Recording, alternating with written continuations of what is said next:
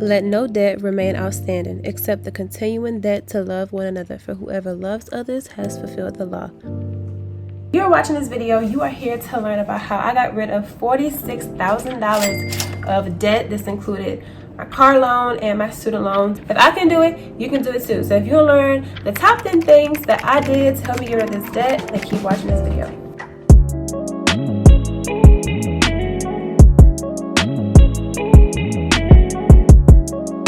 My beautiful sunflowers, welcome back to my channel, and if you're new here, welcome. My name is Unbrelievable and you're watching Unbelievable.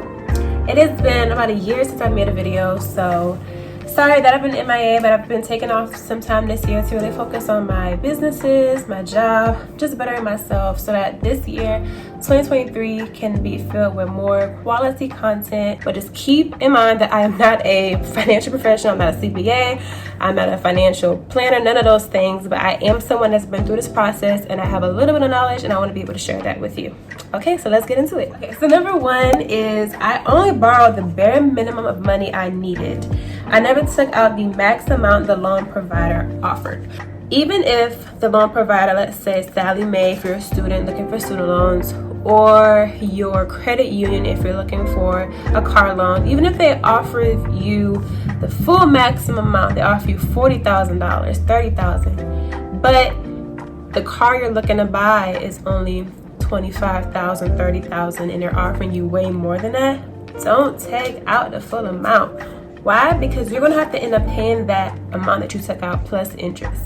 And the same goes for student loans. If you're a student in your first year, whatever year you are in school, and the average cost of a semester is between $3,000 and $5,000, only take out that $3,000 or $5,000 you need to just cover the basics and expenses for your student fees. I was offered around $10,000 per semester every time I submitted my FAFSA to get money for school, but I did not take out that full $10,000. I think the first year I was a student, I did take out the maximum. It was around that range, and I got a refund, and all I did was take that money I got my freshman year that I didn't need, I gave it right back. I did not want to have to pay interest on it. I didn't need it for anything. I just gave it back right back. One thing I've had to learn throughout life and finances and just borrowing money is that these companies that are lending you the money, they have to make money somehow. You know, they have to stay in business, and they do that solely with their fees and with the interest that they're charging you. So just make sure that you only take out the amount of money you need, nothing more, nothing less. If you can't take out less, even better, but just try not to take out the full amount that they're giving you if you don't really need it. Second thing I did to get rid of my debt was to educate myself on my loans.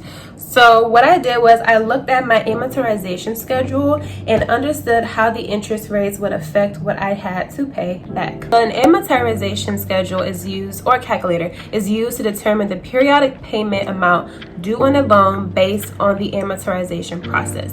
And what that process is, it factors the amount of both the interest and principal into every installment though the total amount of each payment is the same. So here's an example here on what an amortization schedule looks like. This is not my specific one, this is just an arbitrary one, but this is something that's important to look at no matter what type of loan you get, whether that's a mortgage, car loans, student loans, whatever the case may be. You should always look and see how your interest rate is going to affect how much money you're going to be paying back each month. And I think education is just a huge part of anything we do in life. This is type of stuff that they're not teaching us in schools. At least I didn't learn in schools. I had to learn from just figuring it out and just Googling it or just going through the process. So a part of education is kind of what you're doing right now. Watching videos on YouTube, finding people that are versed in finance. Number 3, when payments started, I always paid over the bare minimum. Always pay over the bare minimum on your monthly payment if you can. And I'll get a little bit more into that throughout the video, but this allowed me to attack the principal on my loans and not just the interest. So let me give you an example. Let's say you have a credit card and your credit limit is $10,000 and you spent $2,000 in the month of December buying a lot of gifts for your family, and January comes around, it's time for your payment, and they say your minimum balance on your credit card is $40. You're like, okay, I can do that. I can pay $40 and just chip at it. No, do not do that. Put the entire principal balance that's on your credit card pay it off. Just pay it, the whole thing off. And if you can't pay off your credit card balance in full each month, then I hate to break it to you, I hate to do it, but you can't afford what you're buying. You just can't. You can't do it. I'm sorry. Somebody gotta tell you that, and it's gonna be me. I'm gonna give you some tough love because I care about you. And if you want to get rid of your debt, you cannot spend money you don't have. You just can't. If you go into the Gucci store and you want to buy some new Gucci, but you don't have that money in your checking account, but you think you can put in your credit card and you can't pay it off, you can't afford a new Gucci. Credit that we have is not our money. It's not our money that we possess. It's not money that we have earned. It's money that is being lended to us at a price. So just because your credit limit is high does not mean you have to use a full credit limit that you have in your credit cards. Same thing with loans. You don't have to take out the full amount that you're given. And you have to remember that you want to keep your DTI low. And I'll get into that a little bit later in the video. But keeping your DTI low also helps you in the future if you need to borrow more money for like a house. If you don't follow any other steps that I'm going to give you, just make sure that you do that. And doing that will give you an advantage because you're going to end up paying on this loan or this credit card bill or whatever debt you have in less amount of time if you were just only paying the minimum, because you're just paying them, you're taking money out of your pocket and you're saying, here you go, rob me every month, just take my money, just take it, I don't need it. At this point you may be saying, well, Unbrelievable, I just can't put the maximum each month. I can't pay off my complete balance. I don't have $2,000 a month to put on my credit card. well, if you want to be a debt-free baddie or a debt-free bro, you're going to have to increase your income, and that's number 4. So what I did was I just made sure that I utilized my degree.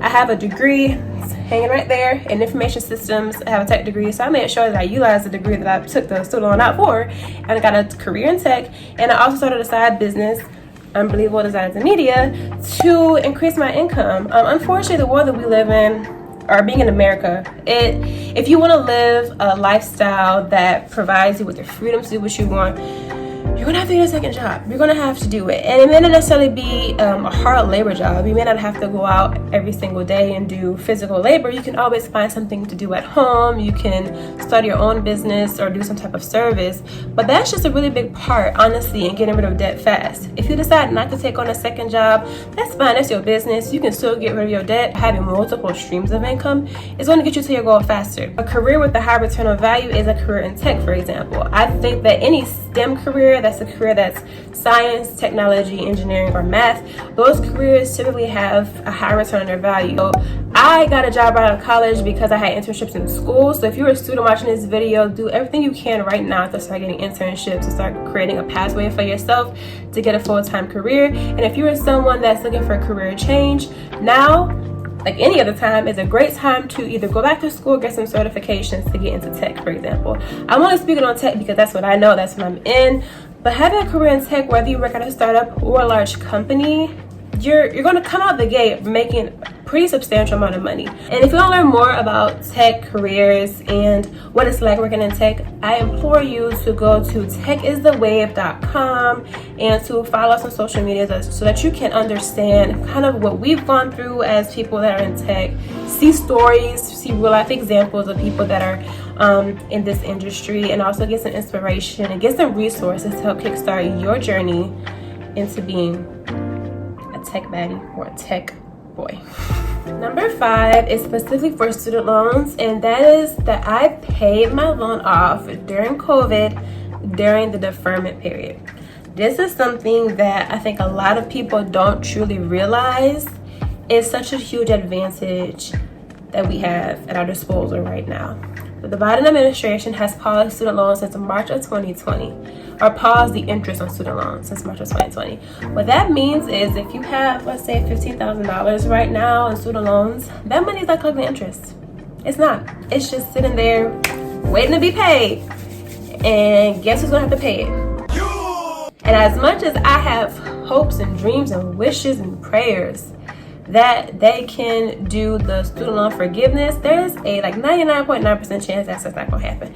So I know y'all gonna be like, I'm not paying on my loans because, they're gonna forgive it. I just don't think they are. Listen, I hope they do. I'm not gonna put that out there and say that it's not going to happen, but just based off of historical data and it's based off of what past presidents have said about student loans and how they want to forgive it, history repeats itself. So there's a really good chance it's not going to happen. So don't put all your eggs in the government basket hoping they're going to come save you, because I'm sorry, but they're not. The government is just not in the business of just saving us like how they profess to be.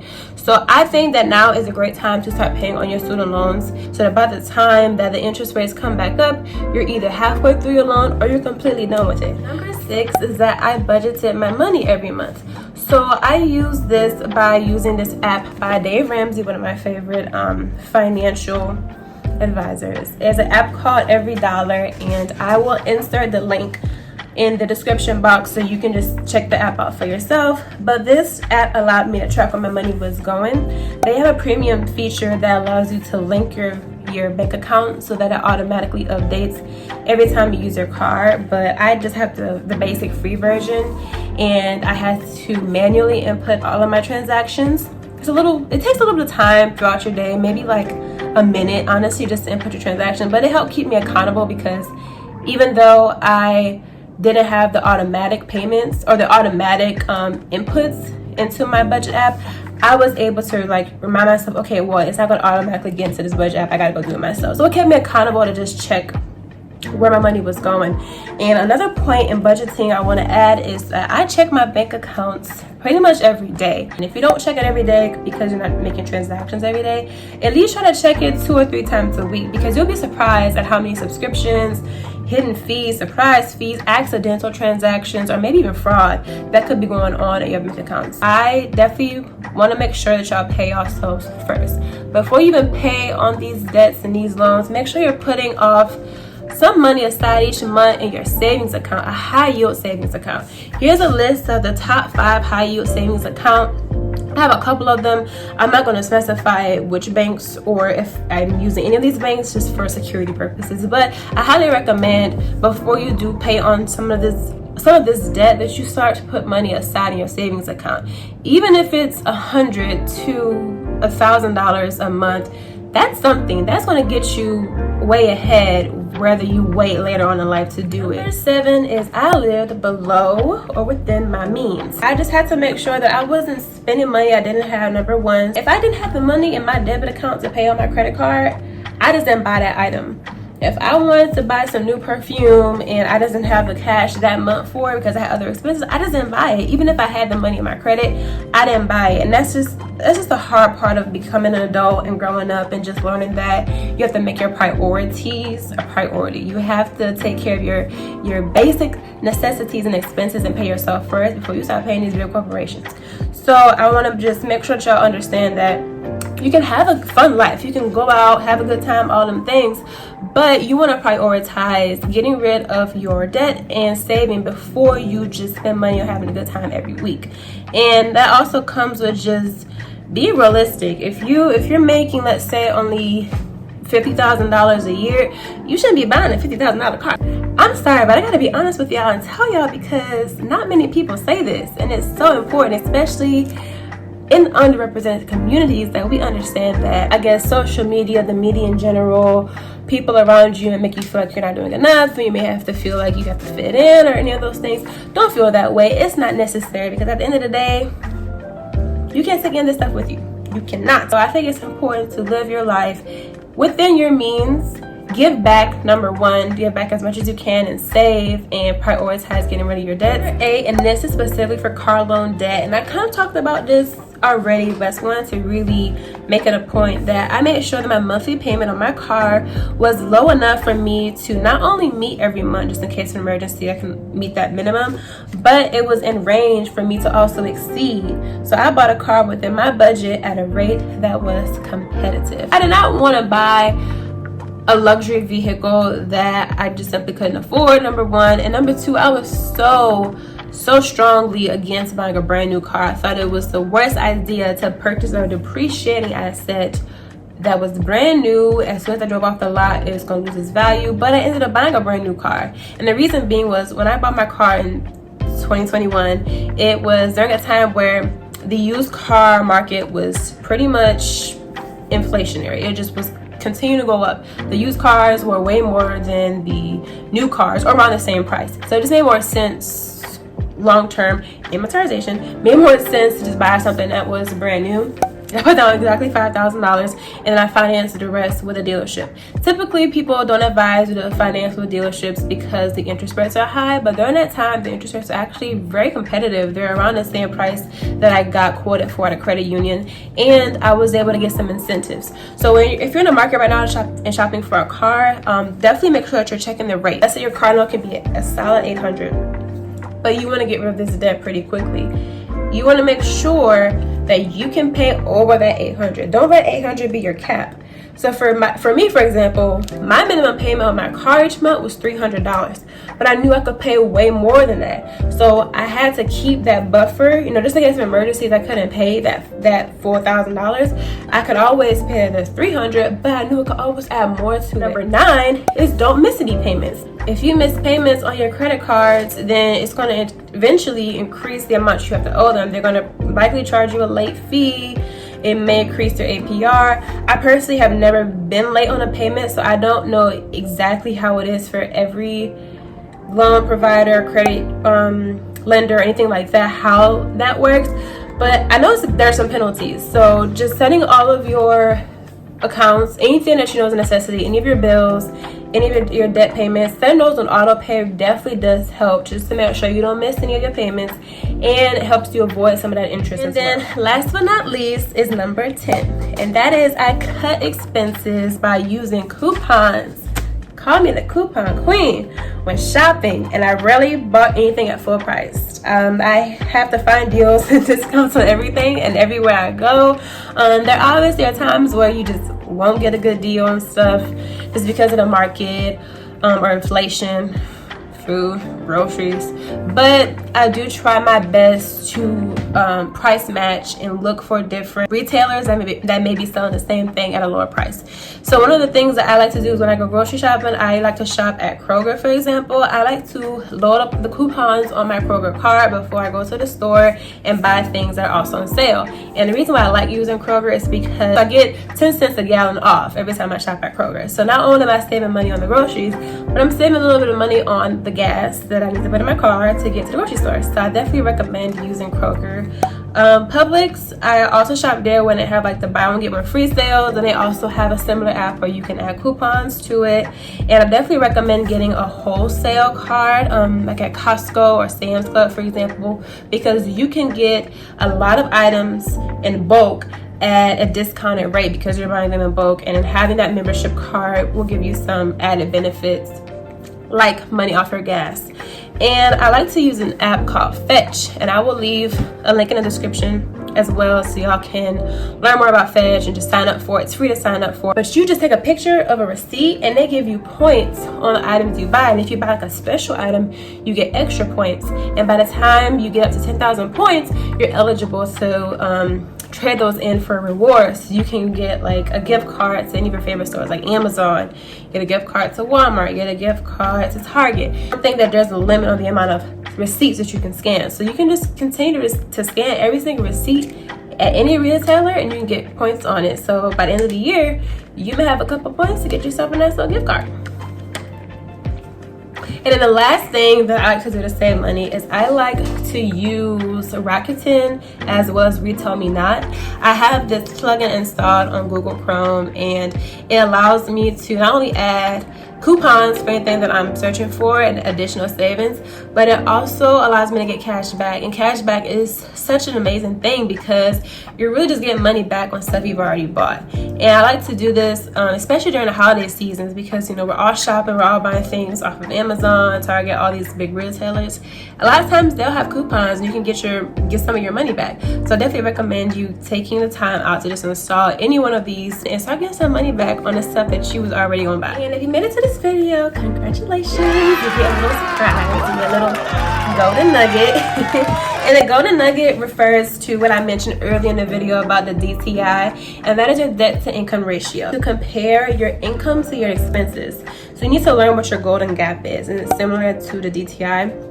The golden gap is the number between your income and your expenses. This also helps you assess to see how much you can start putting in your investment accounts, how much you can start using to spend, maybe on like a vacation, money you can put aside for any bigger purchases you have. Understand the difference between what you're spending and what you're bringing in. And for DTI, debt to income ratio, this is the ratio that the lenders use to understand how risky you are as a buyer. The more likely you'll get approved for a loan is the lower the rate. So the lower your DTI is, the more likely you are to get approved for a loan. But when you're working on building your credit, follow all these steps I just listed, but really focus on keeping your debt low. Just focus as much as you can on paying them off on time, not opening up too many lines of credit, keeping your credit utilization under 5%. I know that's really low. I use only 5% of the credit you have, but I've been able to actually keep my credit utilization under like 3% for the past like 5 years. And surprisingly, it's not very hard as long as you follow these tips I've given, which is pretty much just live within your means and budget your money and pay yourself first. I also want to say that without God, I would not be here. He is the reason why I have everything that I have. He has given me so much power. Power of the tongue is so real. Speaking life and speaking health over my finances and myself has really helped me get to where I'm at today. And he's the reason why I'm able to help y'all today and give y'all some advice and just give y'all some tips. So number one is Jesus and God. Those are my 10 top tips plus my golden rule for how I got rid of my debt. Looking like that. Look so scared. Featuring Luna. I just want to say thank y'all for watching this video. Thank you for all the love and support. I definitely plan on making more quality content this year, focusing on topics like these. I really want to just spend a lot of my time helping people. That's one of my passions. I love giving back. I love providing advice and educating because education is so important. I love you. Have a very blessed new year. I'm so excited to be starting this channel up again, and I can't wait to show y'all what I have in store. All right, we out.